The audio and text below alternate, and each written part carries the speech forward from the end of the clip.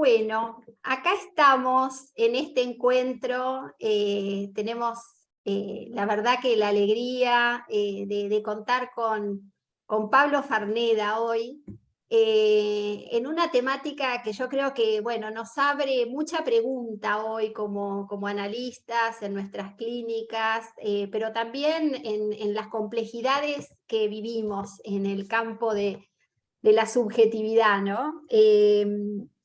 Bueno, la temática que compartiremos hoy con Pablo es tecnologías que hacen cuerpo, perspectivas filosóficas.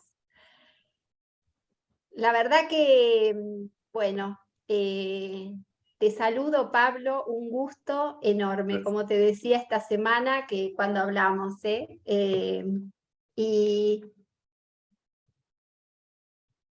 y bueno, ante todo lo quiero presentar a Pablo,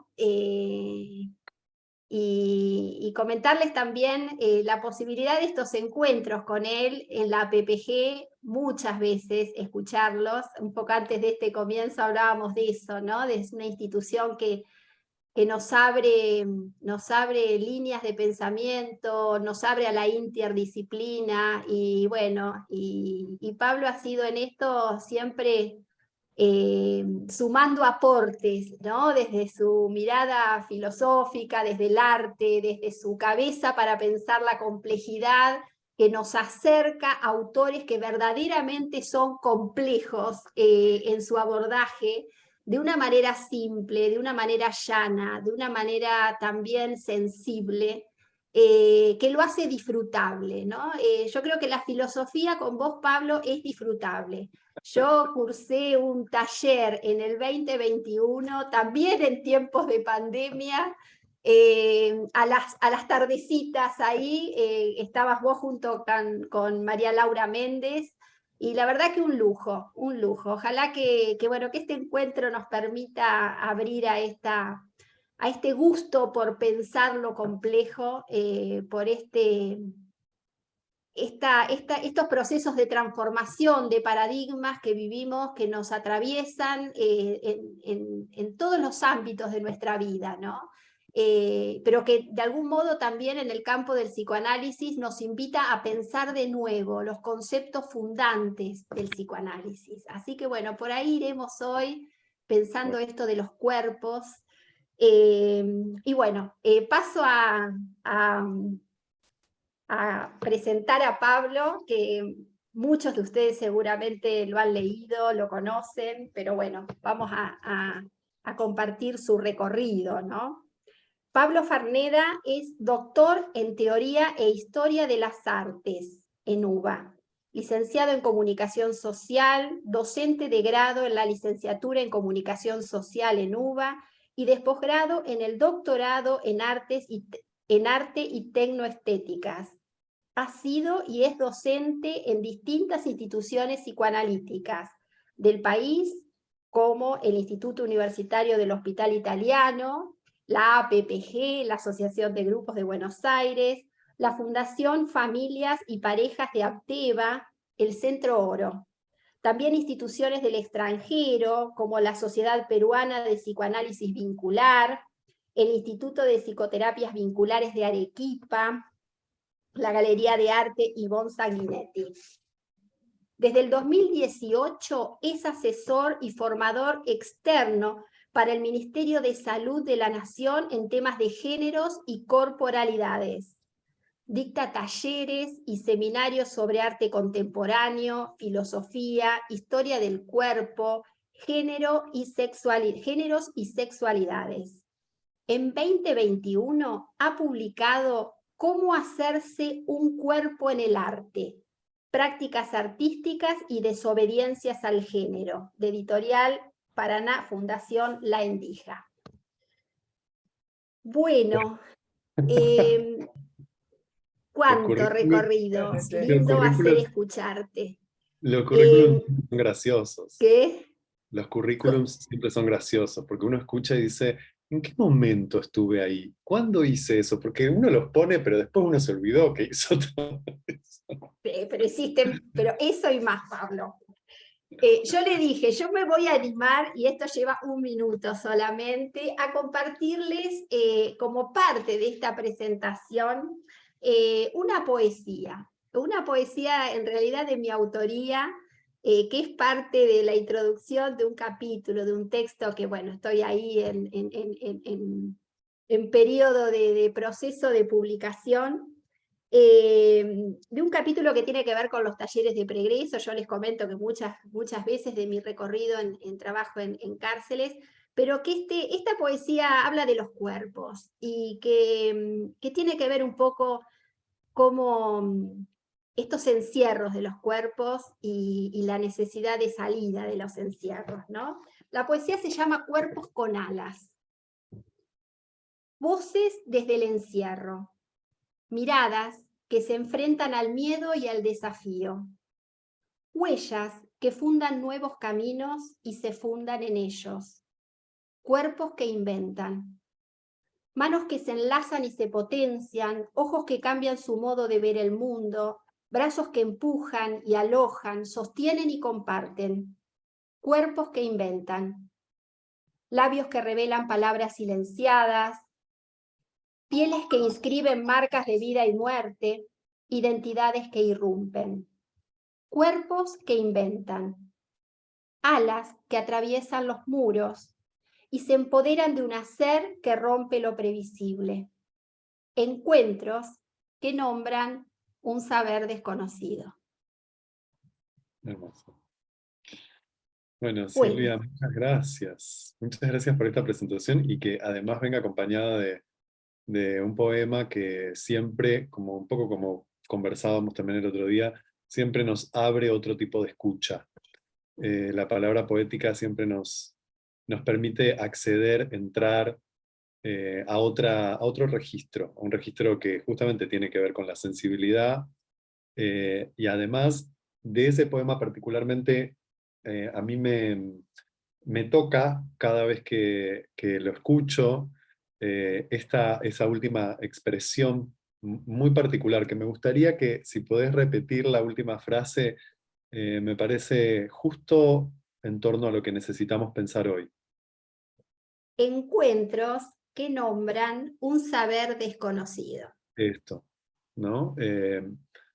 Algo de estar asomándonos a un mundo para el cual no tenemos, estamos por inventar los saberes, ¿no? Para el cual no tenemos, los saberes que teníamos ya no operan, y que me parece que también esta escritura tiene la ventaja de identificar que ese saber deberá ser, suena un poco fuerte decir deberá en esta época, pero deberá ser necesariamente desde el cuerpo, ¿no? Los saberes que puedan venir desde las sensibilidades de los cuerpos nos van a permitir atravesar algo de esta época que estamos atravesando tan extraña, como mínimo, ¿no? Ni hablar de las sensaciones de apocalipsis, ni hablar de que el tema de hoy en absolutamente todos lados es la inteligencia artificial, el agotamiento de los recursos naturales, el cambio climático y el agotamiento de los cuerpos en un mundo que exige cada vez más a las subjetividades y a los cuerpos, ¿no?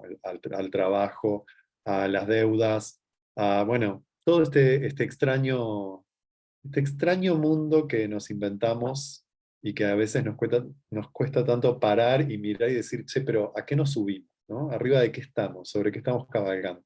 Bueno, la filosofía, como la poesía, nos permite extrañar esas naturalidades de las vidas que estamos viviendo o de los mundos que inventamos y que estamos habitando, o ese sería por lo menos mi mayor deseo, que la filosofía nos permita extrañar y nos permita entrenar, como la poesía también, otras sensibilidades para mundos por venir, ¿no?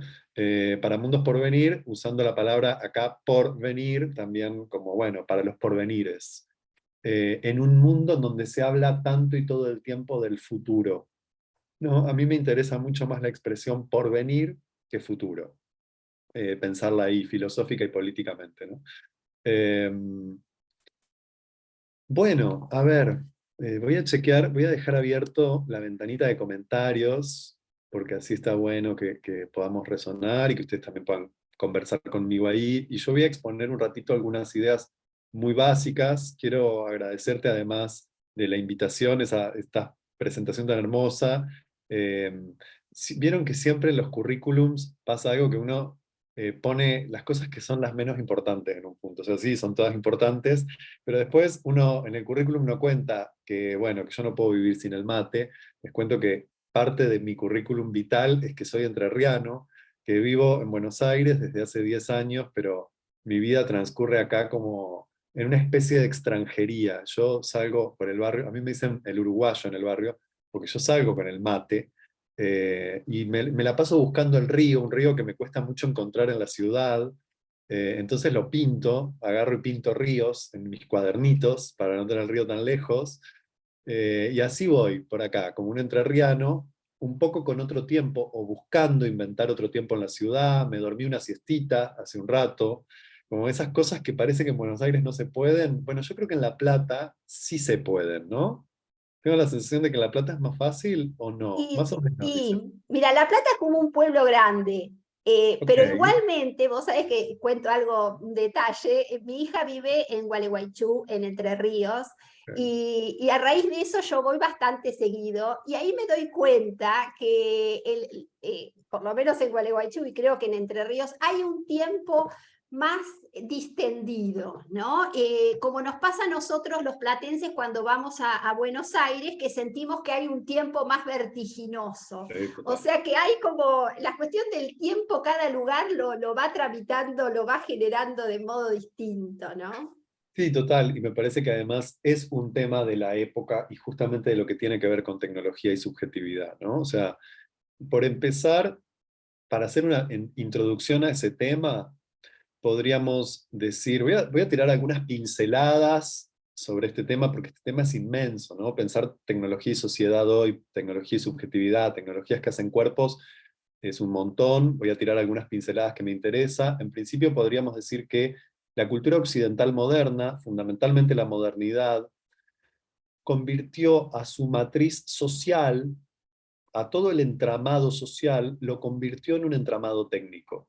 O sea, eso es un fenómeno muy particular de nuestra cultura que por supuesto que colonizó todo el planeta. Estamos viviendo un proceso de planetarización, ¿no? de esta cultura occidental muy grande, que después toma matices muy diferentes en otros lugares, en otras zonas del planeta, pero esta particularidad de haber convertido lo técnico en matriz social, ¿no? En entramado social, o sea, que el entramado social haya devenido un entramado social técnico, es una característica muy propia de nuestra cultura. Podríamos decir que en nuestra propia cultura hubo otras épocas, ¿no? En lo que llamamos Edad Media, el entramado social era un entramado social religioso, ¿no? O estaba fundado en una religiosidad y en un imaginario de un mundo terrenal y un mundo divino, ¿no? El entramado social y la concepción del tiempo griega era un entramado y una concepción de tiempo trágica, ¿no?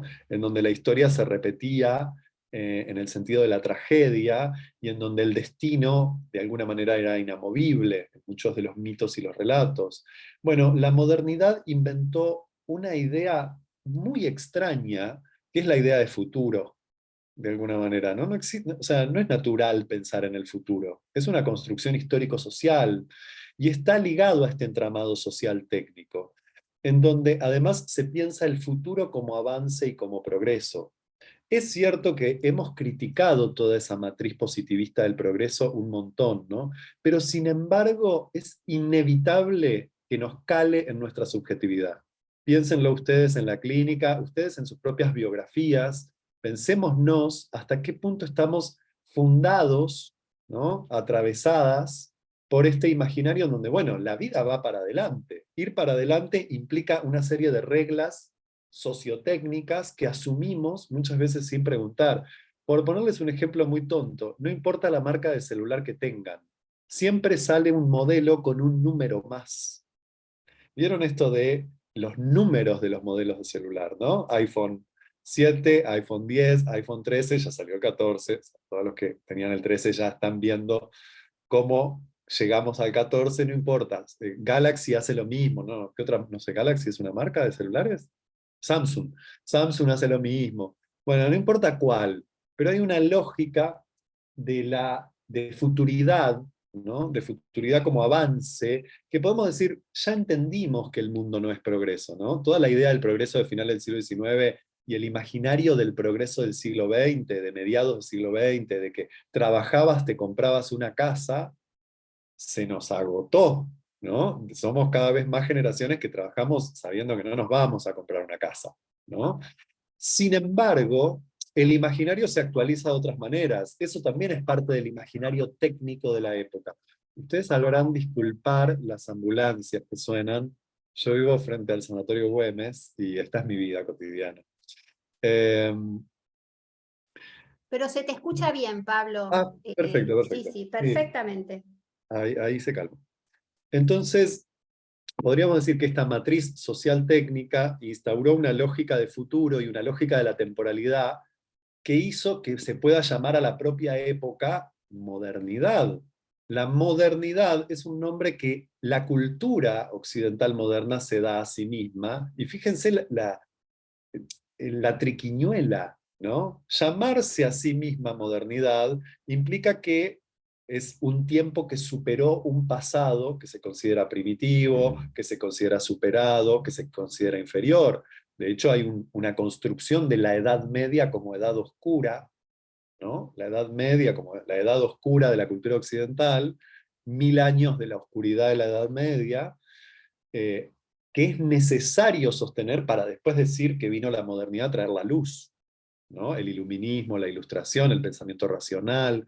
Entonces, todo esto es parte del entramado sociotécnico que gestó la modernidad y que gesta y que todavía sostiene esta contemporaneidad, esta sensación de vamos para adelante y si no vas para adelante, estás yendo para atrás. No hay posibilidad ni de bajarse ni de parar acá. Y eso lo tenemos tan internalizado también en la subjetividad trabajadora, ¿no? Una sensación de que, bueno, hay que trabajar y hay que trabajar cada vez más porque uno tiene cada vez más deudas y más compromisos. Bueno, hay una trampa ahí de la que parece que no nos podemos bajar, que pensamos en un momento muy ilusionados e ilusionadas que la pandemia nos iba a permitir repensar y resulta que estamos en el 2023 tratando de hacer como que no pasó nada. Y esto está teniendo unos costos subjetivos, colectivos, anímicos tremendos, porque creo que estamos empezando a vivir un estado de agotamiento de este esfuerzo de hacer como que no pasa nada, ¿no? Que también tiene que ver con esta lógica de la matriz sociotécnica, ¿no? Entonces, bueno, pensar tecnología y subjetividad puede dar para 1000 lecturas, para 1000 discusiones, pensar subjetividad y mundo laboral, subjetividad y nuevos dispositivos, subjetividad, bueno, miles de cosas. A mí me interesa hoy presentarles un concepto de tecnología muy básico, eh, muy filosófico, digamos, en un punto, que es esa noción que nos va a heredar el pensador Michel Foucault. Lo habrán escuchado nombrar, lo habrán leído alguna vez en sus vidas, como mínimo un vigilar y castigar pasó por algún lado, la idea del panóptico alguna vez alguien nos la comentó, básicamente porque todos y todas en algún momento pasamos por ellos, ¿no? El panóptico como modelo institucional que nace en la cárcel, pero que Foucault observa muy bien que es una técnica de poder, una técnica productiva, que se va a replicar en todas nuestras instituciones de la modernidad, ¿no? La escuela, el hospital, la fábrica, la familia, todas esas instituciones modernas funcionan como un pan óptico, ¿no? Como una institución de vigilancia y como instituciones encargadas de optimizar la producción de los cuerpos, ¿no? O sea, ¿para qué están los panópticos? Para que los cuerpos produzcan más y mejor. ¿Para qué nos queremos sanar cuando estamos enfermos? Para producir más y mejor. ¿Para qué queremos lo que sea? Bueno, podemos jugar con esas preguntas y si jugamos mucho nos vamos a angustiar, porque nos ponen en perspectiva tipo, un poco la rueda del ratón de la modernidad, ¿no? Pero bueno, Foucault no solo fue un pensador que nos trajo ciertas perspectivas perturbadoras, también Foucault nos trajo mucha libertad de pensamiento y nos trajo muchas perspectivas que nos sirven más allá de lo aplastante de ciertas realidades. él en un momento empezó a pensar la noción de tecnología en un sentido, partiendo de una categoría griega fundamental, que es la noción de tecné en Grecia, en la Grecia antigua. Tal vez la escucharon nombrar alguna vez. Se escribe techne, a ver si la escribo acá para que ustedes la puedan leer. Tecné. La tecné griega es la palabra de la cual la modernidad deriva la palabra técnica o tecnología. ¿No? No es menor, está en la etimología de nuestra palabra. Pero la tecné griega tiene un sentido muy complejo y muy hermoso, que toda la filosofía exploró un montón, no solo Foucault, principalmente Heidegger, en el siglo XX, que es, tecné es el arte de hacer. Lo voy a traducir en el sentido más llano posible. Una tecné es un arte de hacer algo. Cuando uno piensa en lo técnico, en el mundo moderno, piensa en algún tipo de saber, muchas veces eh, inferior respecto de la jerarquía de saberes, ¿no? El saber intelectual lo pensamos como un saber más importante que el saber técnico, ¿no? Nosotros llamamos técnico al técnico o la técnica que me viene a arreglar la computadora. Ya sé que es una expresión un poco vieja, pero yo la sigo usando, ¿no? El técnico del aire, ahora este verano que estallaron todos los aires acondicionados. Bueno, porque el saber técnico es un saber de oficio y es un saber que en nuestra jerarquía de saberes lo pensamos como inferior a los saberes intelectuales. Pero cuando en Grecia se usaba la expresión tecné, traducida de esta manera como el arte de, ¿no? Esto tenía una complejidad mucho mayor. Una tecné abarcaba un montón de cosas, no solo técnicas constructivas. Por ejemplo, el carpintero era efectivamente aquel que sabía ejercer el arte de construir muebles, sillas, mesas, lo que querramos, ¿no? Eh, un, un arquitecto era ese que tenía la tecné para construir casas. Pero también Aristóteles hablaba de la tecné retoriqué, ¿no? O sea, el arte de la palabra, la técnica y el arte de argumentar bien, de tener retórica y hablar y argumentar bien. Entonces, la expresión tecné abarca todo saber hacer con arte, ¿no? Claro, los griegos no tienen concepto de arte como tenemos los occidentales modernos, ¿no? Para nosotros el arte es eso que está en los museos, básicamente, y en las galerías, o las cosas que la gente hace en los escenarios. Los griegos no llegan a tener ninguna otra palabra para nombrar arte, porque su palabra para decir arte es tecné. Y tecné es tanto una palabra para decir arte como decir técnica. Foucault se va a fijar en este sentido y él va a entender que tal vez el arte más importante que ejercen los, los ciudadanos griegos, pensemos que los ciudadanos griegos son una élite, pero más allá de que sean una élite, él piensa cuál es el arte en la Grecia antigua, especialmente en las tradiciones platónicas primero y después en las tradiciones epicúreas. El arte es un arte del vivir. El mejor arte que podemos cultivar es un cultivo de una buena vida, ¿no? Esto parece una boludez, más en una época en donde tenemos una maravillosa empresa que se llama El Arte de Vivir, en donde la gente compra cursos para aprender a respirar, cursos para aprender un montón de cosas que me parece que también a cada cual, si les sirven, pueden ser riquísimas, pero eso se ha convertido en todo un mercado, ¿no? Podríamos decir el mercado del arte de vivir, algo que viene muy ligado a los usos de la New Age, a los usos muchas veces mercantilizados de estos saberes y también pensados de manera profundamente individual, ¿no? Cuando los griegos hablaban de un arte de vivir, lo pensaban como una práctica ética. Esto es lo que le va a interesar mucho a Michel Foucault. Una ética que él va a llamar la ética del cuidado de sí mismo. Foucault va a trabajar un concepto que a nosotros nos resulta raro, pero que él lo trabaja en una conferencia de manera preciosa, que se llama Tecnologías del Yo. Tecnologías del Yo. Un gran texto para pensar, un poco para pensar quiénes somos eh, amantes de la psicología y del psicoanálisis. Uno podría preguntarse, ¿cómo hacía la gente antes de mediados del siglo XIX o de principio del siglo XX, cuando no existía la psicología. ¿Qué hacía la gente? La gente no tenía ningún recurso para pensar, para pensarse a sí misma, para... Bueno, sí, claro, durante 24 siglos esa función la cumplió la filosofía. Lo que nosotros llamamos los libros de psicología, o sea, los libros que se llamaban psique, ¿no? Del alma o de la psique, eran siempre un tomo de las grandes obras filosóficas, ¿no? O sea, Aristóteles tiene una, Platón tiene el Timeo, en donde habla de la psique. Cada filósofo escribía y cada escuela de filosofía tenía sus propias prácticas de cuidado del cuerpo y del alma, o de cuidado del cuerpo y la psique, para no usar esa palabra tan compleja que es alma, que tiene otras reminiscencias, ¿no? Esto es muy interesante de pensar, porque si no pensamos que no había psicología hasta finales del siglo XIX, no, claramente, la psicología era pensada como una práctica más dentro de las prácticas de la filosofía del vivir, de la filosofía como una práctica del buen vivir, ¿no? Esta genealogía del psicoanálisis, podemos decir, o sea, el psicoanálisis tiene una genealogía, el psicoanálisis no inventa nada de cero, sino que más bien podemos decir, se encabalga en una serie de saberes y de prácticas milenarias, si queremos.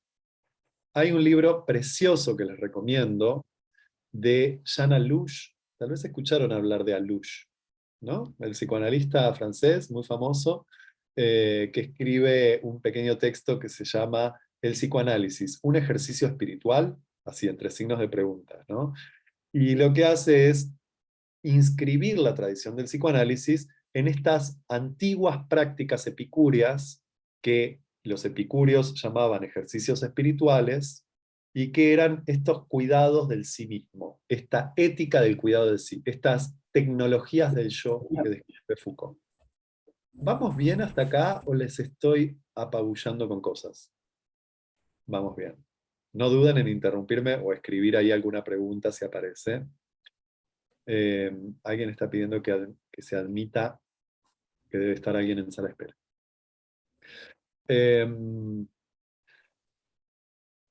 Está Bueno, admitiendo todos. Ya que interrumpiste, Pablo, ¿querés anotar el libro?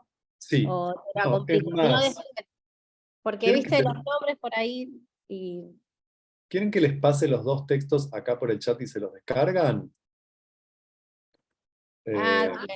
Eso sería buenísimo, Yo ya Pablo. admití a todos porque estoy atenta ahora a eso y los vi en los carteles. Eso ya está ahí resuelto. Acá está, miren. Estoy poniéndolo en el chat al de Alouche, y si no lo pueden buscar, pero ahí van a tener el nombre. Y les comparto también las tecnologías del yo de Foucault. Son dos textos que están conectados porque Alouche escribe como respondiendo al texto de Foucault.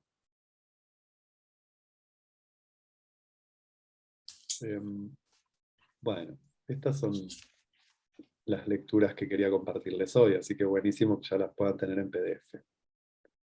No sabía yo que se podía poner en el Zoom, qué bueno. Ahí está, si ustedes apretan en el link, se les descarga la computadora. Sí. ¿Está? Genial. Entonces, Foucault va a retomar esta noción de tecnología del yo como un arte del cultivo, un cultivo del cuidado de sí mismo.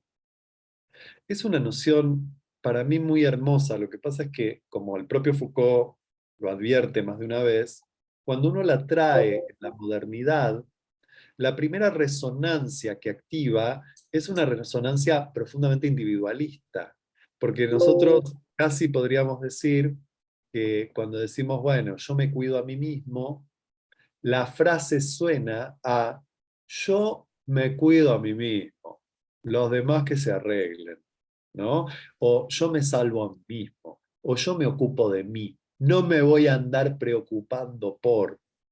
Este es el sentido que se activa a partir de toda una tradición moderna, que es la tradición del individualismo moderno, que tenemos que entender que en la antigüedad, la época que está leyendo Foucault para pensar esto, no existe como tal el individualismo. No es que no exista una conciencia y un registro de la singularidad, sí, claramente, pero no como un dispositivo de producción de subjetividad que la modernidad sí inventa. ¿no? El individuo en sí mismo es un dispositivo de producción de subjetividad. Bueno, Foucault está pensando cuáles son los dispositivos de producción de subjetividad en la antigüedad. Una serie de saberes y de prácticas, de reflexiones filosóficas y de prácticas que tienen que ver con transmitir al otro, digamos, que le toca a los adultos transmitirles a los jóvenes, una práctica del cuidado de sí mismo, ¿no? Y eso se hace como registrando lo que le pasa a nuestro cuerpo, cuánto nuestro cuerpo puede comer sin saturarse, cuánto puede aguantar sin comer, cuánto puede beber sin embriagarse, cuánto puede aguantar sin beber. Todas esas preguntas que son en torno a cuál es la moderación adecuada para mi cuerpo, no para todos los cuerpos en abstracto. Entonces, las prácticas de la filosofía de la antigüedad, incluso Platón, Aristóteles, pero muy fuertemente la filosofía epicúrea, son prácticas de filosofía. O sea, la filosofía primero es pensada como una práctica de vida. No tiene nada que ver con esto que la convertimos nosotros de ir a la academia, aprobar materias, tener un título de filósofo. No tiene nada que ver con eso. Si la filosofía no se vive y no se encarna en un cuerpo y en un modo de vida singular, no hay filosofía. Estaremos hablando de cualquier cosa, pero no de filosofía. Las filosofías en la antigüedad, y por suerte para muchas personas en otras culturas, son prácticas del vivir, no son teorías. Primero eso. Entonces, a esto Foucault lo llama tecnología de subjetivación.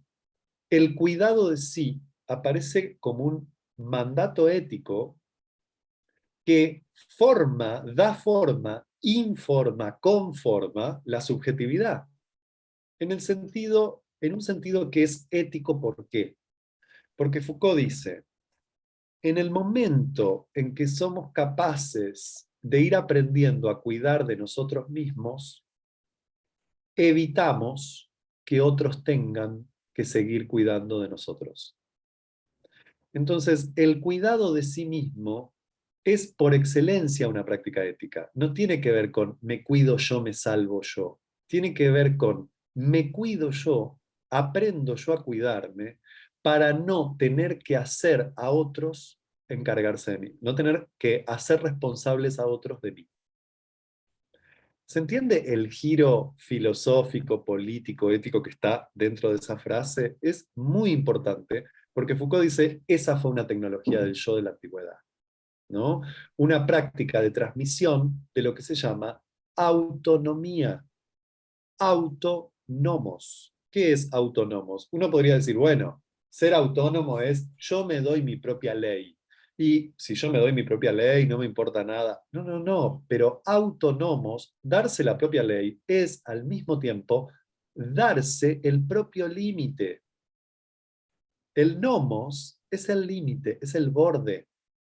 Entonces, la autonomía no es yo hago lo que quiero porque soy libre, es aprendo a limitar mis excesos y mis pasiones, porque esa es la única manera que tenemos de sostener un pacto colectivo, una construcción comunitaria, ¿no? Entonces, la autonomía es la condición necesaria para la reunión de los singulares, de los ciudadanos, de los polites, ¿no? Es muy interesante porque además pensemos que la cultura griega antigua está sostenida sobre un sistema esclavista, patriarcal, machista. Ciudadanos no son todos, ciudadanos son los atenienses que tienen propiedad.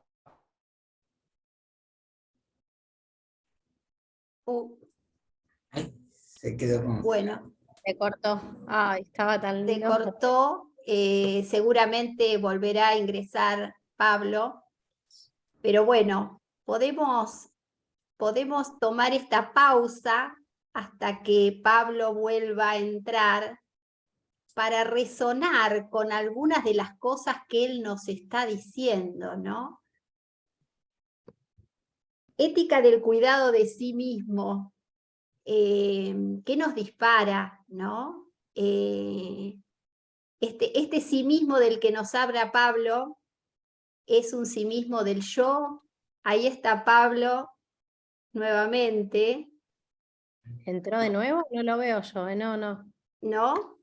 Me pareció a mí. ¿Sabes qué pensaba yo, Silvia? Sí. Que pensaba mucho en la crianza, porque me había quedado con la escena, pero cómo los padres que salen a consumir y por ahí tenemos menos tiempo de estar tienen menos tiempo de estar con los hijos, y esta cuestión de darlo todo, qué importante trabajar esto en la clínica de familia de la autonomía, qué poco autónomos por momentos parece el niño o el adolescente, por momentos de esta cosa de darlo todo. Me preguntaba si lo damos todo los papás, y si uno en la clínica con familias puede acotar, porque construimos seres autónomos. ¿Qué es la autonomía hoy con esto de las redes, donde siempre estamos con otros? La verdad que es un debate que me abrió un montón de preguntas de la clínica, porque es tan importante la autonomía en la vida de una persona, y parece que o estás con otro o no estás.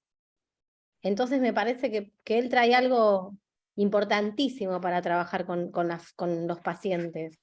No Sí, es me tan fácil parece. la autonomía, no es tan Ahí fácil. está. Volvió No, Pablo. Sí, ahí volvió Pablo. volví, no, estoy Y con un Ay, un poco no lo lo vi que tema. acá en decía Agus, nos replantea la cuestión también del sujeto, ¿no? De qué sujeto hablamos, ¿no? En esta cuestión de la autonomía, ¿no? Y en qué medida también pensamos en un sujeto en el marco de lo colectivo, ¿no? Cuánto de lo singular y cuánto de lo colectivo. Pero bueno, Total. Pablo, estabas en tu... así que te propongo que puedas continuar Sí, y sí, sí, vamos a abrir a un espacio de intercambio en unos minutos. Si te re, parece, Pablo, 5 minutos más, seguimos con tu sí. presentación. Y luego vayan pensando, la modalidad que tenemos en general no solo es la pregunta, sino esta cuestión de pensar juntos, ¿no? ¿Qué nos resuena de lo que en este caso Pablo nos va transmitiendo? Así que bueno, los invito a ir pensando para abrir luego a un intercambio. Bueno, Silvia, Pablo. Un poco para quería cerrar.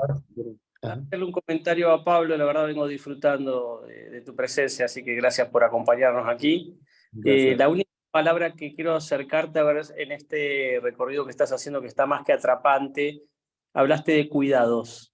Me gustaría si Ujú. podés hacer un poco de asociación libre, ¿no? Que veo que venís como salpicando cosas más que interesantes. Digo, este tema del cuidar y cuidar al otro. Te lo dejo ahí. Creo que tenés varios caminos de los que venís caminando, pero después te voy a repreguntar algo de esto, pero me gustaría ver si nos podés decir algo del cuidado del otro. Dale. Bueno, a ver, más que decir yo, les puedo un poco seguir contando para dar como englobar acá algo de cómo lo propone pensar Foucault acá. En este texto particular que yo les compartía, podríamos pensar que si no hay un aprendizaje, si no hay una transmisión y un aprendizaje de un autocuidado, es muy difícil o casi imposible que pueda haber un cuidado hacia el otro.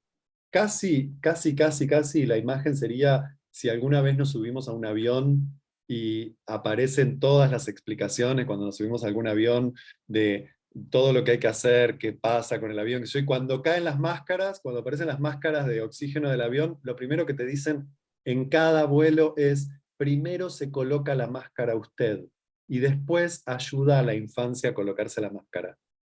Para mí es una imagen que es así, epicúrea en este sentido, ¿no? De tal como Foucault está pensando esta tecnología y este aprendizaje, este lento aprendizaje, que por supuesto lleva toda la vida, porque en la tradición epicúrea no es algo que se termina en la juventud, a diferencia de la tradición platónica, que sí, el joven llega a un momento en donde termina su educación, su paideia.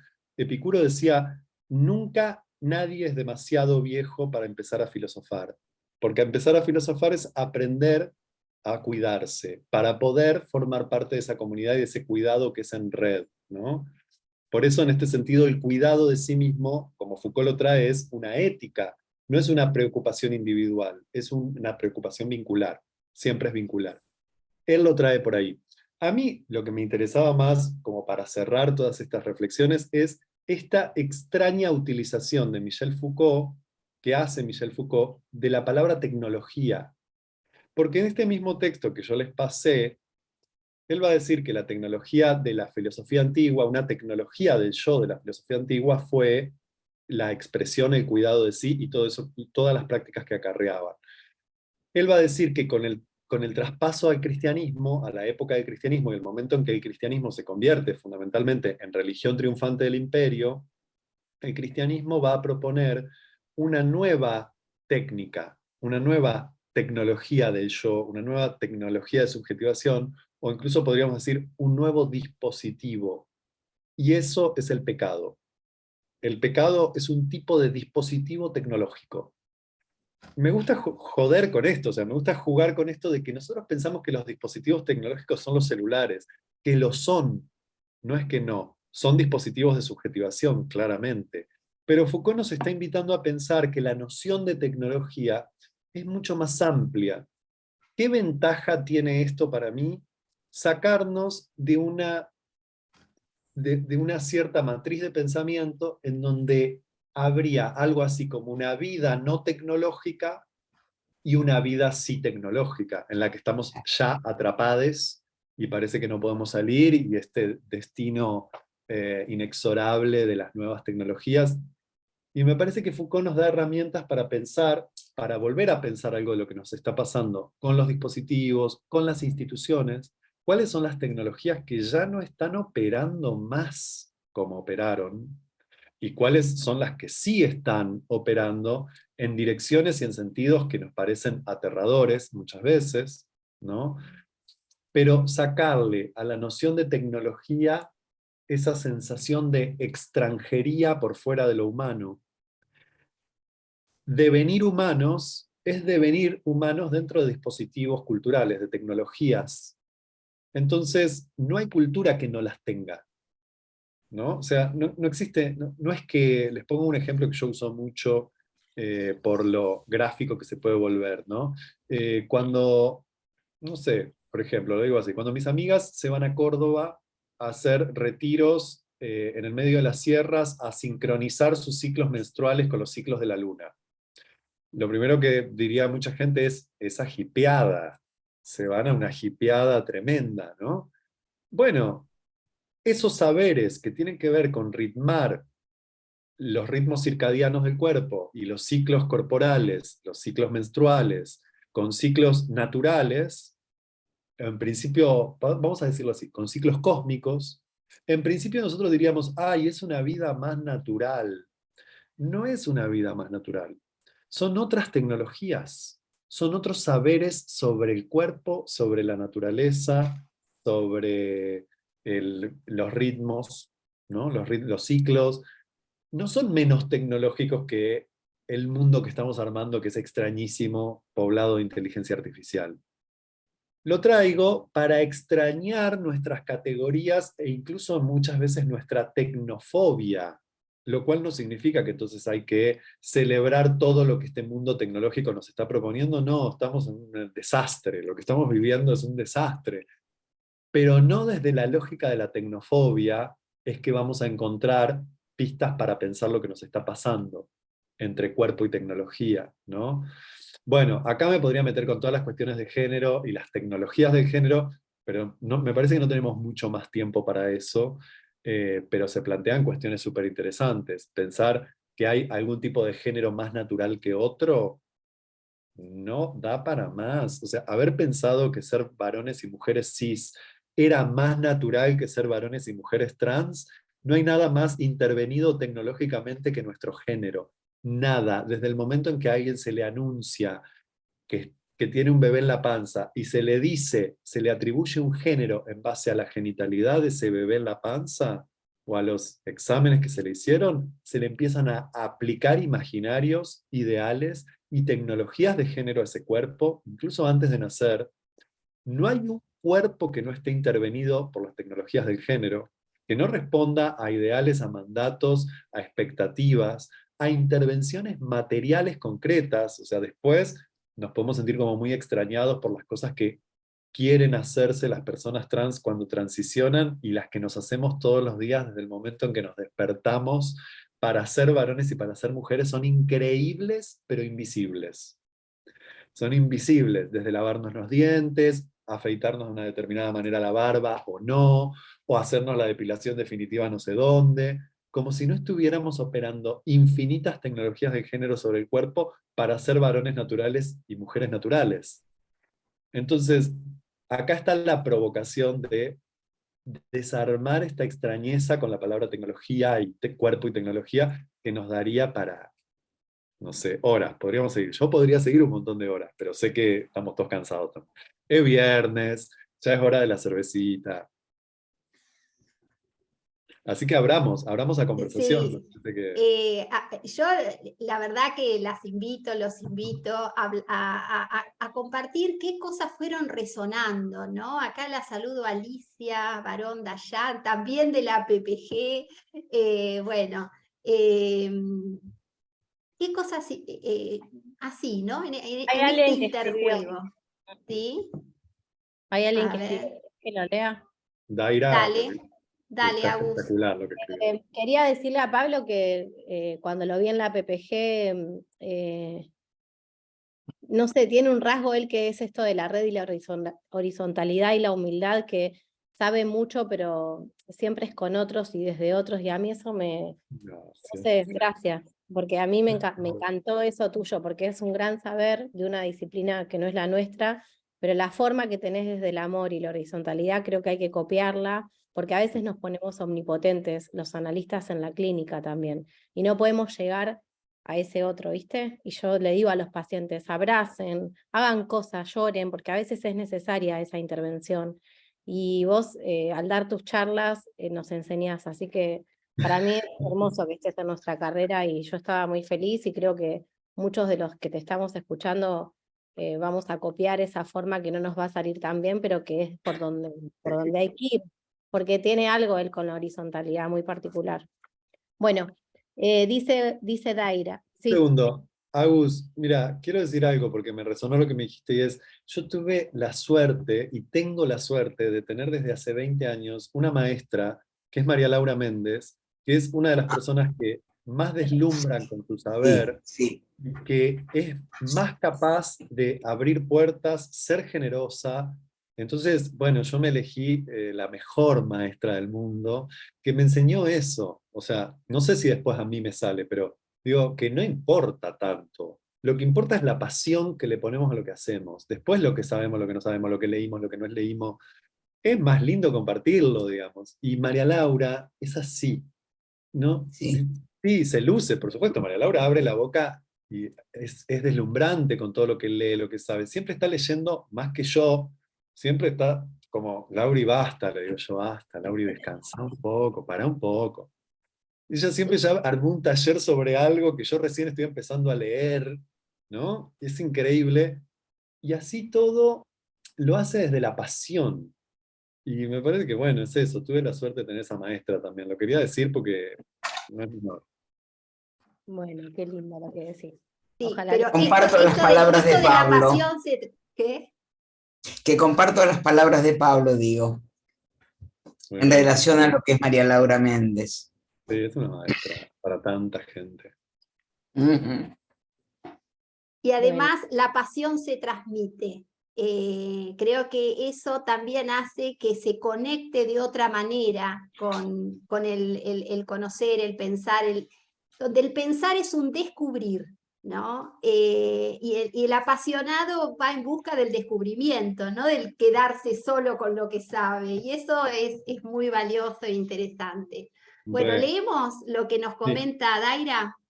yo pensaba, le dice Daira, la autonomía junto con el discurso moderno capitalista y la lógica del individualismo que nos atraviesa hoy en día, ¿cómo afectan la flexibilidad laboral y el auge del freelance o autónomos, donde no hay relación de dependencia ni un otro que regule y cuide por el bienestar más que uno mismo? Bajo la premisa de ser el propio jefe, se cae en la trampa de un doble rol, el de empleado-empleador. No, tal cual. Me pareció así como muy pertinente, como una distorsión total de esa lógica, ¿no? Como nos convertimos en autoexplotadores, pero de una manera tipo tan rápida que ni nos dimos cuenta, ¿no? Con tantos discursos de autonomía y de yo me lo regulo y ahora ya no dependo de nadie. Y, bueno, esto es parte del desmantelamiento de un mundo que estamos viviendo que es... Miren, muchos saben que como trabajo cuestiones de género, sexualidades, bueno, siempre leí mucho y di muchos talleres en torno a la obra de Paul Preciado. Paul Preciado es un autor que adoro. Y que, bueno, por supuesto, como todo autor, cuando uno lo leyó mucho en algún momento dice, bueno, está, me tomo unas vacaciones, ¿no? De leerlo, qué sé yo. Pero ahora publicó un libro nuevo que se llama Dysphoria Mundi, en donde parte de esto, ¿no? O sea, nos han dicho a las personas trans que somos disfóricas. ¿En serio? Lo que está disfórico es el mundo. Y es un texto, pero tipo así, en donde hace este tipo de análisis, ¿no? Que trae Daira, donde, por favor, no podemos seguir más naturalizando estos modos. Claramente que cuando yo me refiero a la autonomía en el sentido en que Foucault la piensa desde las tradiciones antiguas, la está pensando como lo que podríamos llamar también en la clínica prácticas de singularización.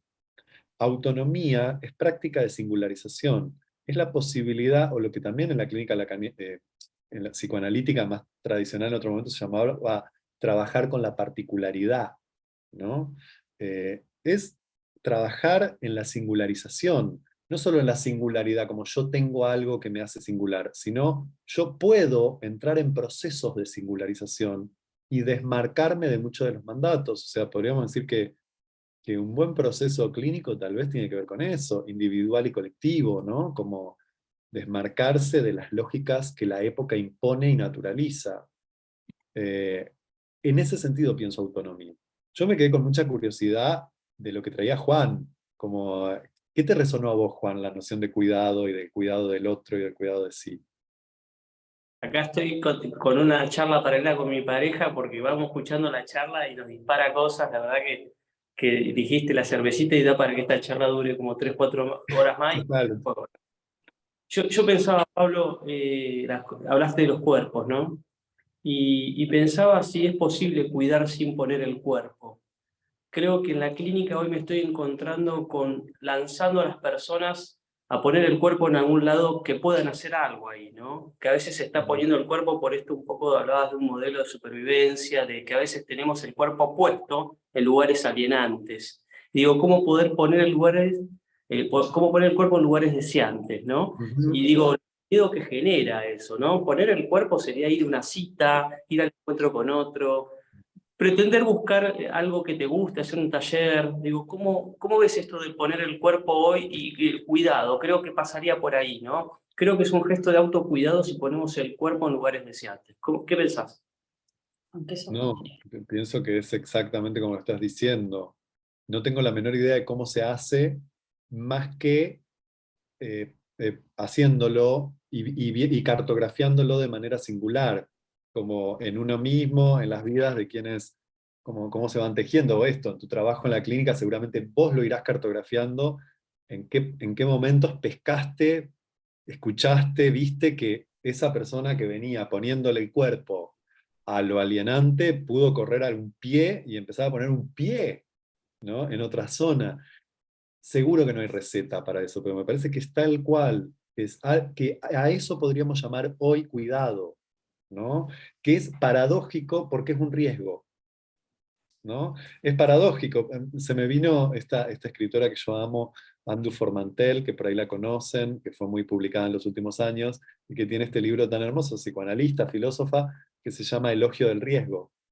Y que eso que vos estabas diciendo, Juan, me activó ese registro, ¿no? Como, claro, es que poner el cuerpo es un riesgo. Por eso estamos también tan atrincherades en las pantallas o en la... ¿no? Y lo veo también en el mundo del psicoanálisis, cuando muchos colegas y amigos y analistas y amigas me dicen, no, no, no, yo al consultorio no te vuelvo. Estoy más cómodo atendiendo virtual. Y eso también nos pasa. Y no lo digo para juzgarlo, porque también a mí me pasa a veces, ¿no? Como, me voy a ir hasta allá para dar una clase si la puedo dar virtual. Es re loco, porque todos entramos en eso en algún punto, ¿no? Y me parece que estás proponiendo algo que es como un riesgo y paradójicamente tal vez sea un acto de cuidado hoy. ¿no? Como poner el cuerpo en lugares deseantes. Sí, no sé cómo se hace, pero me parece hermoso seguir pensándolo.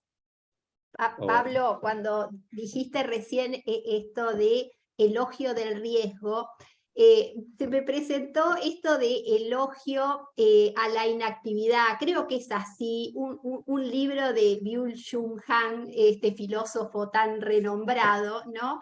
Y donde de alguna manera lo asocio con esto que vos decías de esta hiperproductividad en la que estamos inmersos y la necesidad de la pausa, ¿no?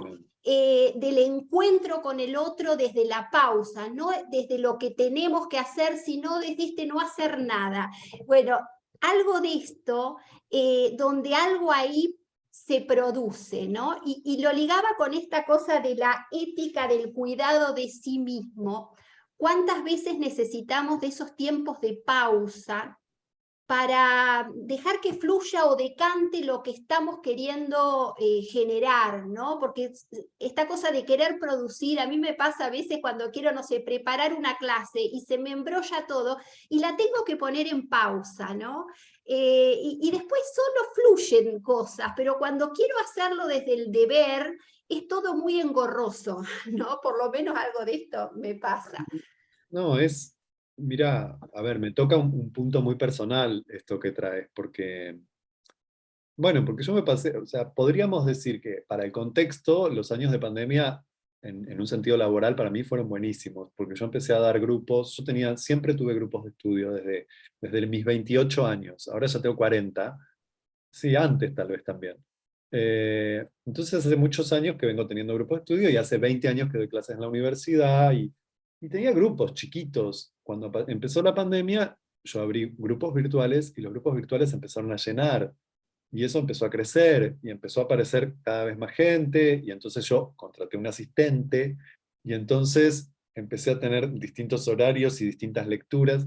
Y todo el año pasado me dediqué a dar talleres sobre pensamiento taoísta, sobre el pensamiento chino y la tradición taoísta, ¿no? El pensamiento chino antiguo, que es un pensamiento. Nada, es el Tao, que todo, o sea, les voy a resumir un año de taller en una frase: inhalar, exhalar, listo, ya ni necesitan tomar un taller, digo, ni necesitan leer los libros del taoísmo antiguo, es inhalar, exhalar, básicamente es una filosofía del respirar, pero del entender que algo crece y algo se achica. Y me pasé dando todo el año eso, lo disfruté un montón porque yo realmente disfruto lo que hago. Y llegó fin de año, llegaron las vacaciones, llegó febrero, yo todos los febreros me angustio porque digo cómo voy a pagar las cuentas y el alquiler. Llegó marzo y ya tengo que arrancar todo. Pasó marzo y yo no arranqué nada. Porque dije, pero si yo me pasé hablando de esto y ahora otra vez me someto a mí mismo en una lógica de hacer flyers, publicidades, de exposición, de mostrarme, que, digo, hacía un montón que no daba una charla, por eso también hoy estoy tan contento, porque empecé a decir que no, y porque empecé a no abrir los grupos, porque si no, ¿qué? Si no, ¿para qué? ¿Y de qué manera? Y si no, ya me convertí en una máquina de hacer chorizo de talleres. Y me cansé, o sea, me cansé de escucharme. Básicamente la frase de este mes que conversé con muchos de mis amigos era: no, lo que pasa es que me cansé de escucharte a mí mismo. Y como no tengo más ganas de escucharme, me escucho dar clases desde hace 20 años. Me voy a tomar un tiempo para no escucharme. Y bueno, todas las ansiedades del mundo se activan con eso. La gente no va a venir más a mis talleres, no voy a tener cómo pagar el alquiler, no sé qué, voy a desaparecer de los lugares, de las instituciones, ya no me van a llamar. Todas las ansiedades juntas. Bueno, esto que traía Daira, ¿no? Como es tremenda la rosca en la que entramos. Esta futuridad de la cual no me puedo bajar porque si no desaparezco, si no avanzo, retrocedo. ¿A dónde? ¿Qué estamos haciendo? ¿No? Como, bueno, ¿Puedo hoy me decir dediqué. algo? Agus, me parece que levantó la mano Alicia. No veo. Espera. Sí, sí, son reflexiones. Yo lamentablemente llegué tarde, me conecté tarde. Pero una reflexión en cuanto a esta cosa de autonomía y que finalmente, realmente coincido totalmente con este concepto de que cuando uno cuida su propio cuerpo, pero nunca lo había pensado de esta manera, evita pasar la responsabilidad propia a otros. Total. Me pareció eso fantástico, realmente, como en lo que aparentemente es un rasgo de individualismo, realmente es un rasgo colectivo, es un rasgo de tener en cuenta al otro, en última instancia. Exactamente. Dada mi edad, en general es tener en cuenta a los hijos, que no tengan que hacerse cargo de mí. Y en cuanto a estas cosas también de las exigencias, bueno, yo digamos, en este momento lo pongo mucho en mi edad, ¿no? Pero que hace ya varios años que empecé a regular esto de tanto no. Cuando de pronto preparar una clase, de pronto me di cuenta que era una autoexigencia que me exigía lo que yo ya no quería, dije, basta de dar clases teóricas. Y me fui retirando, ¿no? Y ahora estoy mucho más en, taller de cine y literatura, aquagym, natación, stretching. Estoy en un montón de esas cosas que realmente, te digo, nunca las pensé teóricamente como las estás poniendo vos, pero me ponen contentísima haberle podido dar además una conceptualización. Hermoso. Virginia. Sí, Virginia levanta la mano, vayan levantando la mano o anotándose en el chat lo que quieran decir. Sí, además, hoy te vi, te vi en la Anita, asociación cuando llegaste casi al final del brindis. Sí, es que llegué a las corridas, eso les estaba contando, que llegué a las corridas para dar un abrazo porque hacía mucho que no iba. Sí. Sí, Virginia. Yo pensaba que a veces, a mí me resulta a veces confuso lo que es, porque acá estamos hablando de ciertas cuestiones que uno puede relativizar en cuanto al trabajo, poder ir dejando cosas en cualquier momento de la vida, poder ir dejando cosas que ya se convierten en algo que es un mandato. Lo que porque pasa somos es privilegiados. Claro, pero lo que privilegiados. pasa es que a mí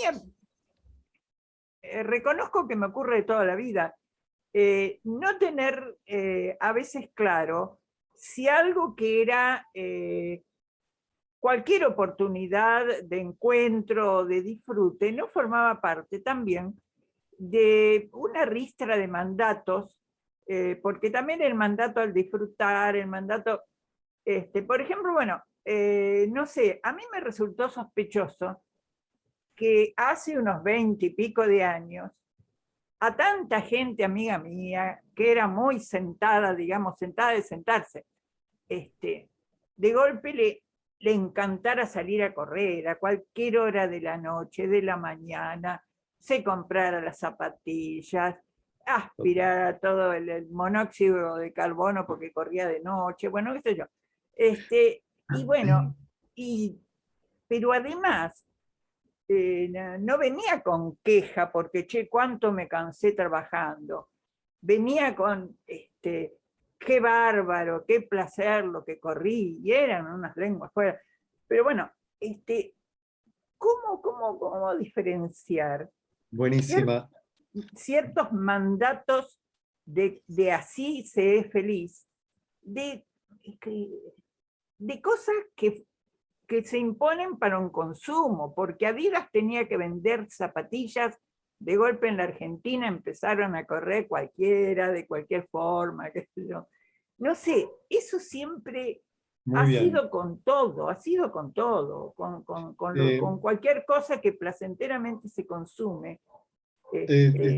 Me parece que aparecieron tres cosas que quiero puntualizar conceptualmente y que está buenísimo. Primero, esto que traía Alicia de hacer hincapié en que el cuidado de sí es un modo de responsabilidad para con el otro, ¿no? Es un modo de responsabilidad para con el otro. Eso es lo central del argumento, ¿no? En el texto de Foucault. Al punto de que, esto no lo llegué a desarrollar demasiado, pero aprovecho para profundizarlo, él dice, la gran diferencia entre los maestros griegos y la instauración de una pastoral cristiana es que el maestro griego tenía como misión acompañar a su discípulo hasta que el discípulo aprenda a cuidarse a sí mismo, enseñarle, transmitirle eso para dejarlo ser, para que vaya.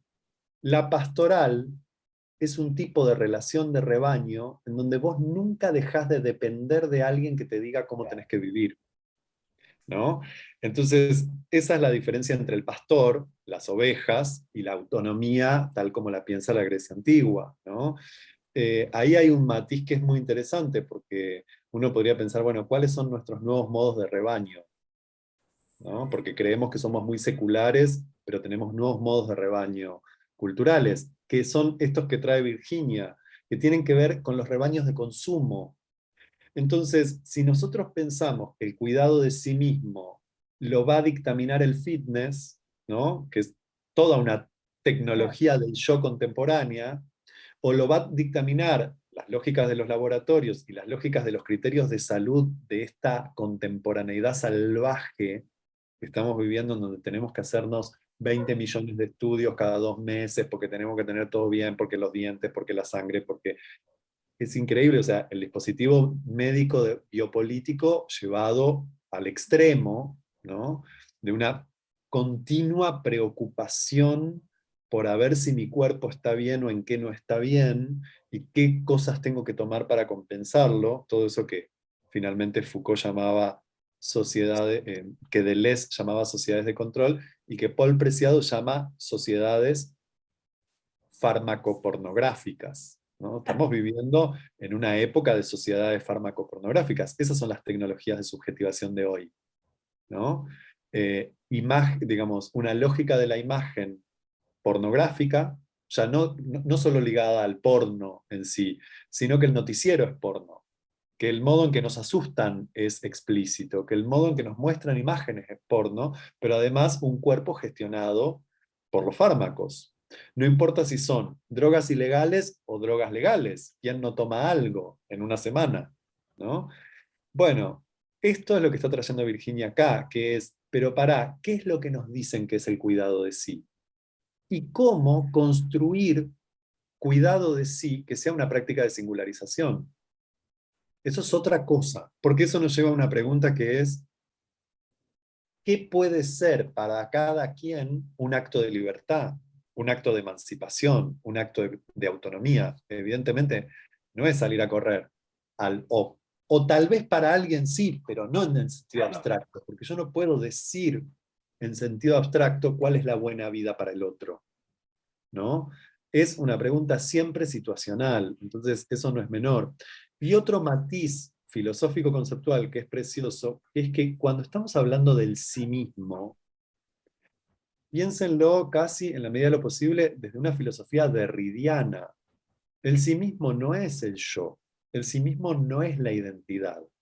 El sí mismo es una relación de diferimiento de sí consigo.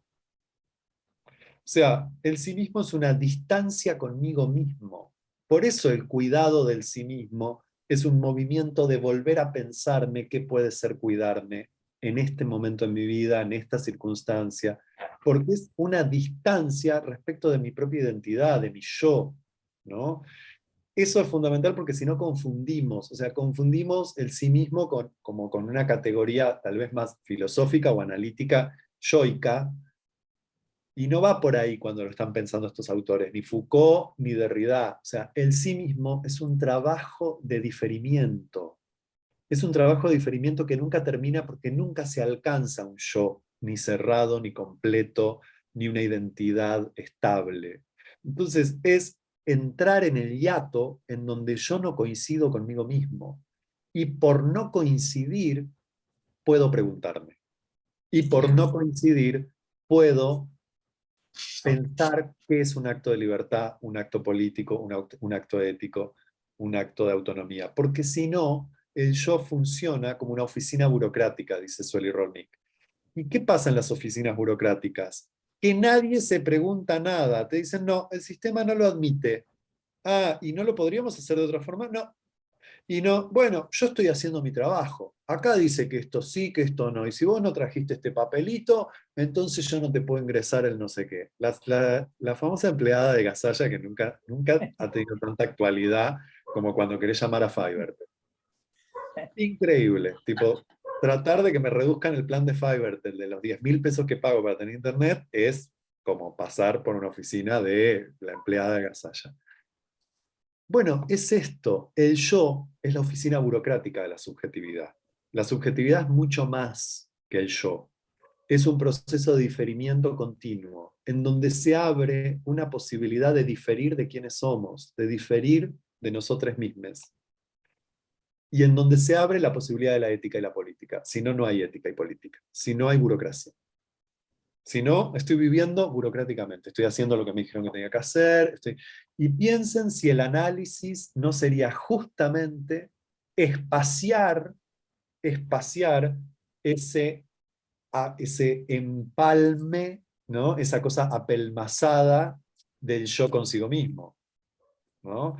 Un espacio de análisis sería dar un tiempo-espacio para que se abra un diferimiento, para que se abra una extrañeza del yo consigo mismo, ¿no? Este es el cuidado de sí, ¿no? Esto se puede pensar como cuidado de sí. Tener un tiempo-espacio para diferir de quiénes somos y de quiénes creemos que somos y ni hablar de quiénes creemos que tenemos que ser. Yo quería dar solo un ejemplo rápido que cuando preparé la clase de consumo, hay una mamá que me dijo, pero yo estoy en TikTok como 1 hora y media. Una mamá que queda tomada por la crianza. Y entonces nos preguntábamos si eso era estar con ella. Porque sabemos que las redes también después nos muestran, según lo que busquemos, un montón de cosas para comprar. Te aparecen sábanas. Entonces, bueno, cada vez somos más esclavos de eso que miramos, y aparte de eso no es esto que vos decís, encontrarte con, bueno, que me hace acordar a cuando trabajábamos la cosa del destierro en filosofía, que dimos un espacio con una filósofa y hablaba del destierro. O sea, es difícil en este tiempo que hay tanto taponamiento de consumo, encontrarte con esto que propone Pablo, y qué importante para los hijos ver a padres que se destierren. Entonces vayamos por ahí, porque a veces nos metemos en esos teléfonos y creemos que estamos ahí sanando Agus, almas. padres no estragados por el consumo, pienso, en esto que Claro, decís. claro. Y bueno, la clínica es un espacio para esto que dice Pablo, cuando nos encontramos ahí todos, la clínica vincular es muy atrapante, cuando las familias llegan todas juntas y se angustian, o las parejas se ven ahí frente a un testigo que hace un montón de tiempo que no se hablan. Bueno, nada, ese celular, yo lo puse este año porque me parece que es para trabajarlo, el teléfono. ¿Qué es eso? ¿Qué es eso? ¿Qué es eso? Es un sujeto más que hay que darle lugar, porque Dios mío. claro, porque si no lo minimizamos, como no, qué bárbaro, estamos controlados por un objeto. Sí, pero ese objeto tiene un aura, tiene más alma que muchos seres humanos, ¿no? Y a veces vale más un celular que una vida. Y yo decía hoy que mucho de esto que traía también Virginia, que me parece muy acertado, porque no es menor, es que estamos hablando en un cierto contexto en donde es un privilegio poder elegir, yo digo, es un Sí. privilegio haber elegido no abrir los talleres. Sí, es un privilegio que me está costando ver cómo llego a fin. Pero igual es un privilegio, porque hay gente que no puede elegir no ir a trabajar. Y entonces, eso no nos olvidemos. Pero justamente, si tenemos estos privilegios, con más razón tenemos un compromiso ético-político con pensar estas cosas y con armarnos otras vidas posibles. Porque si no aparece una cosa de, bueno, antes existía la idea de, bueno, cambiar el mundo, vamos a cambiar el mundo, qué sé yo. Ahora es, a ver cómo sobrevivo a este apocalipsis, todo el mundo mirando la serie The Last of Us, ¿no? En donde, no sé si la vieron. ¿Alguien vio la serie The Last of Us? La del hongo que, bueno, produce una pandemia planetaria y se termina básicamente casi la humanidad. Bueno, ni la miren, si no quieren, no la miren. Pero Yo me miré 2 series al hilo, ¿no? Me miré esa y al mismo tiempo iba mirando los capítulos de White Lotus, otra serie de HBO. Quiero contarles que yo hacía 1 año y medio no miraba ninguna serie, pero decidí mirar estas 2 porque parecían muy resonantes. No sé si alguien vio White Lotus, tampoco. Es una serie sobre gente rica que se la pasa en hoteles increíbles, en donde siempre hay algún misterio, siempre aparece algún muerto. Y les juro que la serie del apocalipsis era la del hotel de la gente rica. Les juro que el apocalipsis era eso. El vacío total de sentido en la existencia. Como estamos atravesando esto, bueno, con más razón si contamos con algunos privilegios, tendremos que pensar que podemos, porque si no aparece una idea de, bueno, ¿cambiamos el mundo con lo que estamos haciendo? ¿Podemos cambiar el mundo? A mí me parece más importante esta idea que trae una artista trans con la que yo trabajé mucho y que amo profundamente, que es Effie Bed, y ella decía, yo no sé si el mundo cambia con lo que yo hago, pero yo sí. Y eso es el cuidado del sí mismo. Trabajar para cambiarse uno, para entender que uno es parte de una vida que está en cambio, que está en transformación continua. Y cambiarse, eso transforma el mundo. Pero claro, ya no un mundo en el modelo de la política y de la revolución del siglo XX. Es otro modo de pensar la transformación. Frente a tanto sinsentido, a tanto vaciamiento, incluso de sentido político de nuestras prácticas, pensar en cambiarnos, ¿no? En afectar nuestras redes, en crear, a mí me encantó la expresión que trajo Silvia para pensar este espacio, que es cartografía sensible, ¿no? Que entendí que este año este espacio va a llevar algo así como ese nombre, ¿no? ¿Estoy en lo correcto? Uno de los espacios, que es un taller que Ok. junto a Soledad Césare tiene ese nombre: Cartografías Sensibles, Territorios, Arte y Cuerpos. Sole, ¿comenta algo de esto? No, quiero que todo esto que está sucediendo lo retengamos para darle continuidad, porque Pablo, gracias, estás, bueno, introduciendo un montón de líneas de lo que va a ser ese espacio, ¿no? Que justamente apunta a lo sensible y el habitar un registro de lo sensible para poder pensarnos situadamente en las instituciones, ¿no? Si vamos ahí produciendo como máquinas sin afectación, o si nos damos un tiempo para ver, para sentir, para cartografiar por dónde vamos y para construir esos mundos, ¿no? Construir nuestras realidades.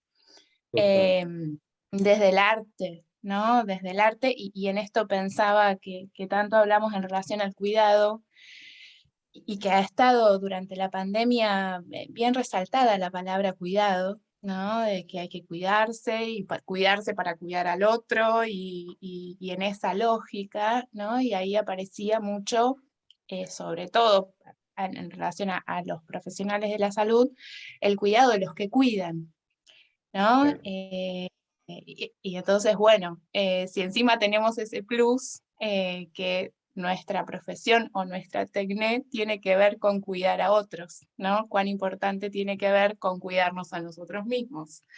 Y cuánto espacio hay para ese cuidado, si es que hay algún espacio para ese cuidado dentro de las instituciones, en la escuela, en las instituciones de los hospitales, ¿no? Entonces, bueno, algo de eso va a ser una invitación a una pausa, a cuidarnos en ese Claro. espacio Esto de...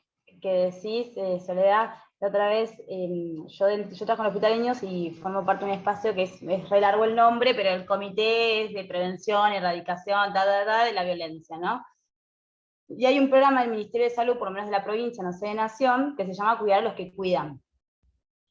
Y nosotras, digo nosotras porque somos todas mujeres, justo, igual es un hospital pediátrico y claramente la mayor parte de la población somos mujeres, o sea que se entiende que seamos también a un punto todas mujeres. Y hemos vivido situaciones de violencia nosotras mismas, y en un momento dije basta, porque es un espacio que lo hacemos obviamente en forma gratuita, y digo, está todo bien, cuidamos a los que cuidan, y a nosotras quienes nos cuida, o sea, doblemente pasadas por encima estábamos, y le planteamos eso a los del programa, ¿cuál es el límite también, no? Porque todo lo que se vive, y encima exponernos, bueno, nada, me hizo acordar de esto, y es re complejo, no hubo mucha respuesta, hubo escucha, pero no hubo mucha respuesta. debe ser algo que habrá que seguir pensando, pero es complejo, estamos muy expuestos siempre a todo.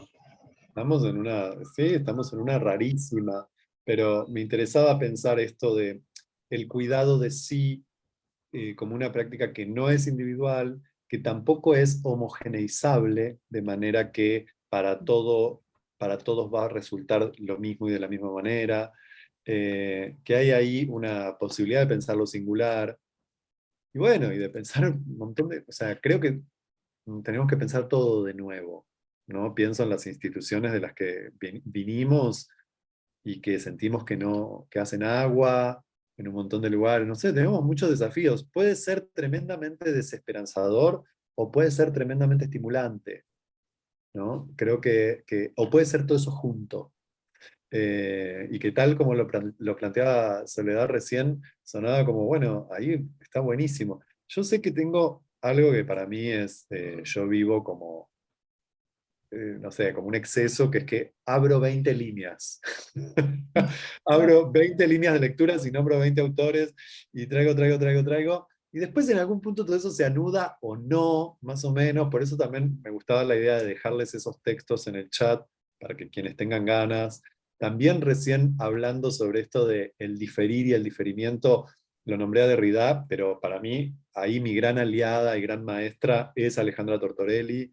Entonces, leerla a ella también siempre nos da un fundamento filosófico-político para pensar la clínica vincular, que a mí me parece fundamental. Pablo, vos sabés que tuvimos el enorme gusto de contar con Alejandra Tortorelli el año pasado en uno de estos encuentros, y la verdad que invito, después de la charla de Pablo, de volver a escucharla, Alejandra, ¿no? Porque cuando vos hablabas de Derrida, del ser con, del entre, ella realmente nos dio un aporte enorme para pensar desde ahí, muy en consonancia con lo que vos estás planteando, Pablo. Total, sí, Y yo creo que son estas líneas de la filosofía que luego nos permite hacer esta cadena, llamémosle rizomática, de conectar con nuestras experiencias, ¿no? Tomo lo que plantea Sole, lo que surgía de esto del cartografiar, porque creo que cuando vos decías esto de, bueno, no podemos cambiar el mundo, pero podemos cambiar nosotros, pensándolo en el marco de las instituciones, no podemos cambiar las instituciones, pero sí podemos cambiar los modos de habitarlas. Y para poder habitar procesos de transformación tan profundas, es necesario cartografiarlas. Es necesario empezar por lo chiquito, por ese camino que hace el camino de la hormiga, digo yo, ¿no? que conoce el terreno de nuevo, ¿no? Totalmente.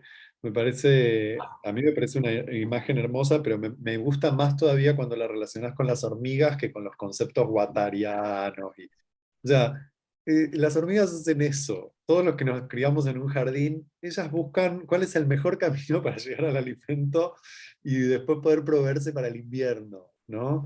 Hay algo de esos aprendizajes más chiquitos, menos conceptuales, más intuitivos, no porque lo conceptual no sea importante. Yo soy un amante del concepto, me dedico a la filosofía, claramente, pero que tiene que ver con esto que ustedes llaman cartografías sensibles ahí, ¿no? Que es como ver dónde nos va llevando el cuerpo, ver qué pistas nos da el cuerpo y cómo nos vamos sintiendo.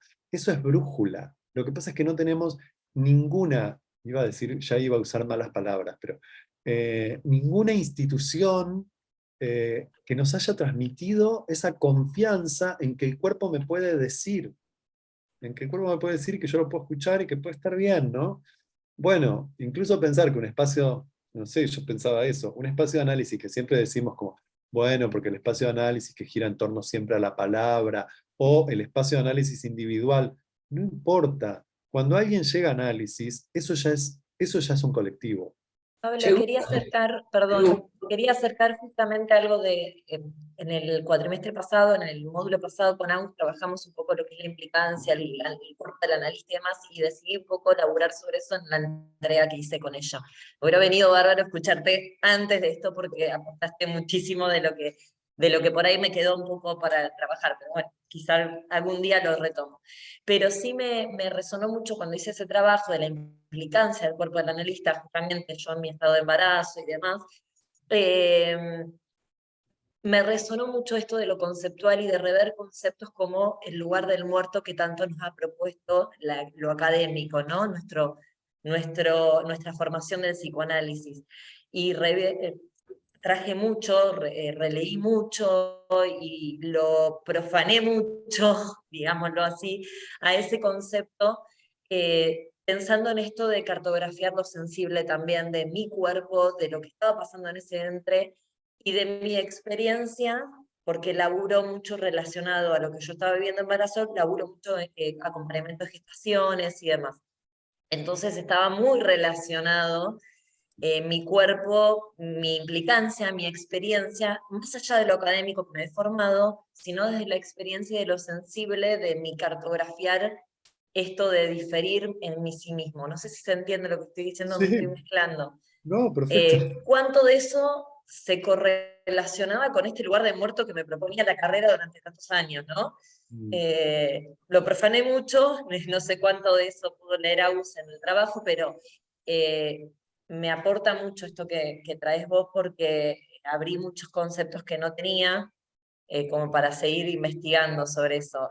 Creo que es fundamental, ya sea en mi propio análisis, en mi propia formación académica, porque a raíz de mi experiencia me formé, y sigo formándome en esta especialización, pero en profanar este concepto que nos trajo en su momento Juan, de profanar muchos conceptos que estaban muy instaurados en el psicoanálisis, ¿no? Y decir, bueno, juego un poco con esto, a ver, ¿qué es tan así? ¿Qué quiero dar yo en mis grupos, en mi aporte de dispositivos? ¿No? Bueno, así que gracias por esos conceptos porque me vienen bárbaros.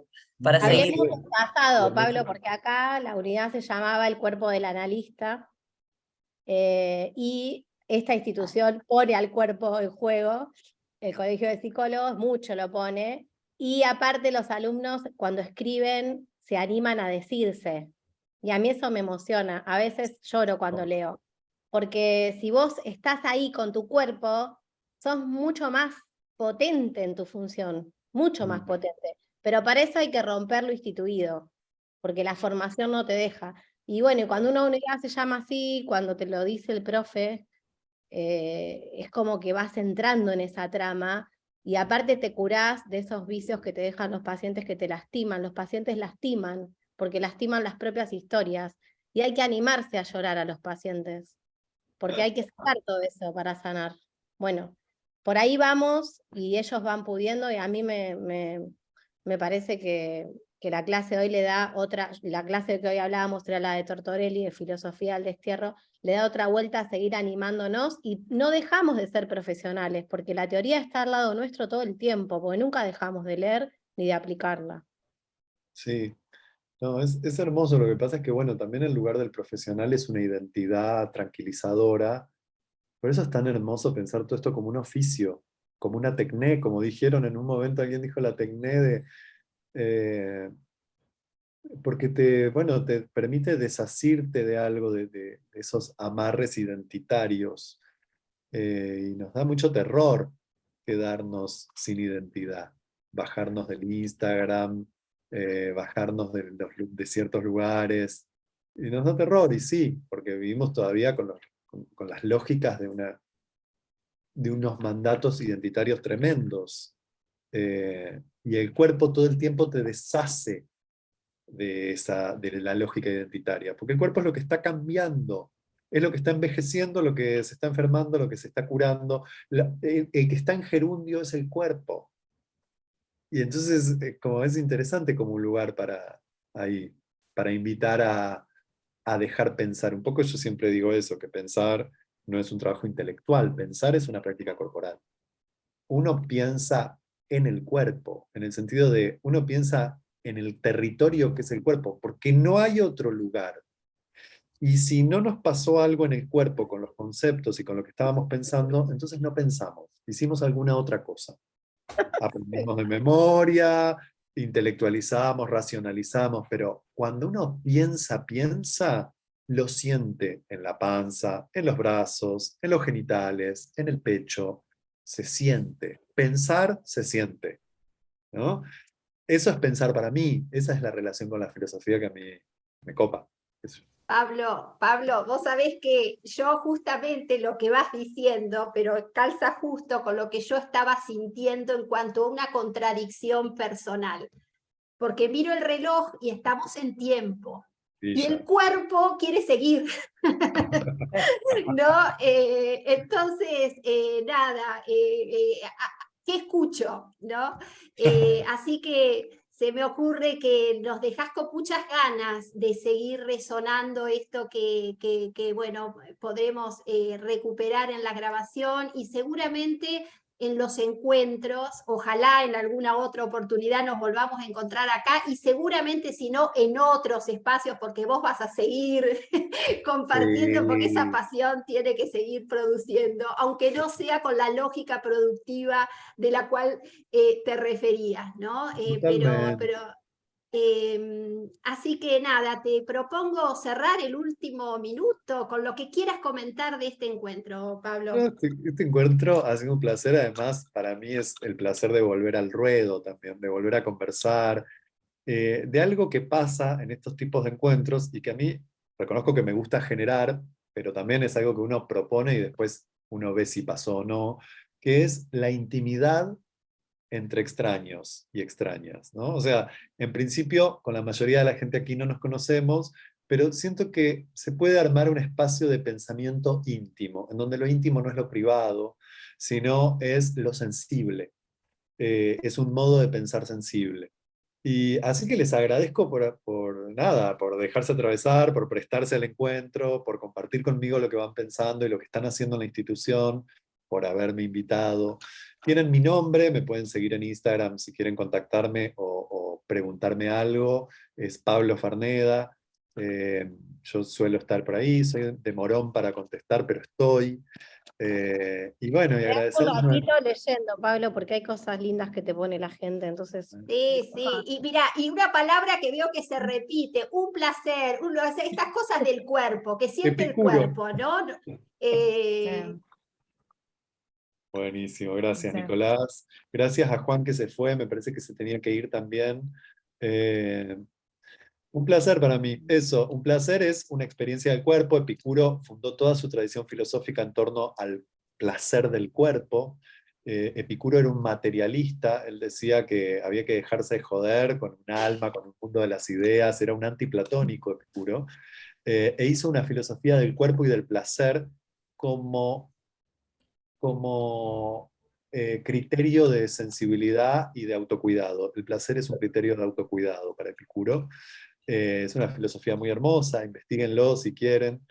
Eh, y bueno, y que sea así, que sea desde las cartografías sensibles. Nos volveremos a encontrar, me pueden seguir en redes, hay una página web que es pablofarneda.com también y van a encontrar ahí cosas, conferencias colgadas, qué sé yo, cosas que están en YouTube. Así que un placer. Muy bien. Muchísimas gracias, Pablo, y bueno, y a todos por compartir este encuentro. Un aplauso para vos y para todo este grupo que armó esta red hoy. Hermoso. Y bueno, también nosotros estamos empezando este nuevo ciclo este año. Marzo viene con potencia, este marzo que se nos va, pero que bueno, que empezó a producir. Bueno, buen fin de Gracias. semana y bueno, nos encontraremos en los seminarios, en los talleres, en abril comenzamos. Gracias Virginia, Alicia y bueno, y algunos que se pudieron haber sumado que no son del grupo, bienvenidos, los nuevos que quieran sumarse. Bueno.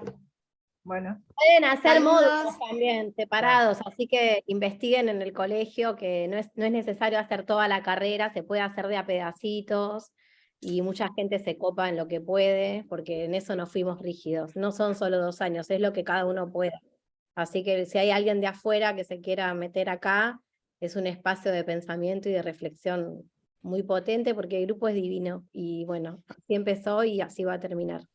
Hermoso. Seguro. Bueno, Bueno, muy hasta bien. la próxima. Gracias, Pablo, Hasta la nuevamente. próxima. Adiós. Buen fin de semana. Gracias. Muchas gracias, buen fin de. Buen fin de.